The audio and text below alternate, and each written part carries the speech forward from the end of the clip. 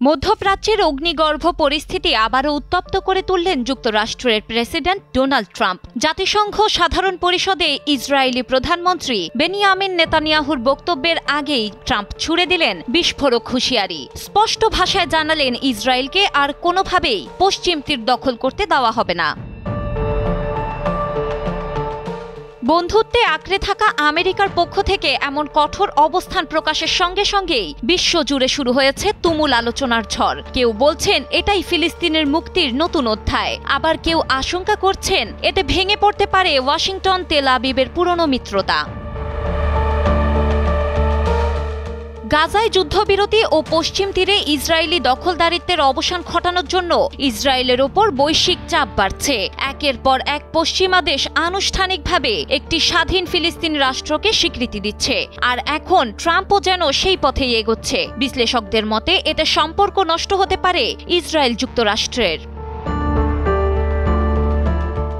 Donald Trump ঘোষণা দিয়েছেন তিনি ইসরায়েলকে ফিলিস্তিনের অধিকৃত অঞ্চল দখল করতে দেবেন না। একই সঙ্গে গাজা বিষয়ে শীঘ্রই সমঝোতা হতে পারে, হয়তো শান্তিও হতে পারে বলে আশা করেন তিনি। খবর বিবিসির। যুক্তরাজ্য ও জার্মানি ইসরায়েলকে পশ্চিম তীর দখলের সম্ভাব্য পরিণতি সম্পর্কে সতর্ক করেছে। জাতিসংঘ মহাসচিব আন্তোনিও গুতেরেস সোমবার নিউ ইয়র্কে বলেছেন, ইসরায়েলের এমন পদক্ষেপ নৈতিক, আইনগত ও রাজনৈতিকভাবে অগ্রহণযোগ্য হবে।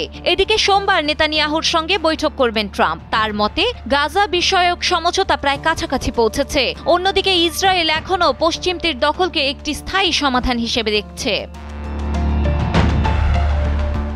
রোববার কানাডা, অস্ট্রেলিয়া, যুক্তরাজ্য ও পর্তুগাল ফিলিস্তিনকে স্বীকৃতি দেয়। এর পরপরই ফ্রান্স, বেলজিয়াম, লুক্সেমবার্গ, মাল্টা, মোনাকো, সান মারিনো, আন্ডোরা ও ডেনমার্ক একই রকম ঘোষণা দেয়। এতে ফিলিস্তিনের স্বীকৃতির সংখ্যা সময়ের সাথে সাথে বেড়েই চলেছে। এরই মধ্যে যুক্তরাষ্ট্রের ইসরায়েল বিরোধী ঘোষণা বিশ্বজুড়ে যেন ভিন্ন সুরই উপস্থাপন করছে।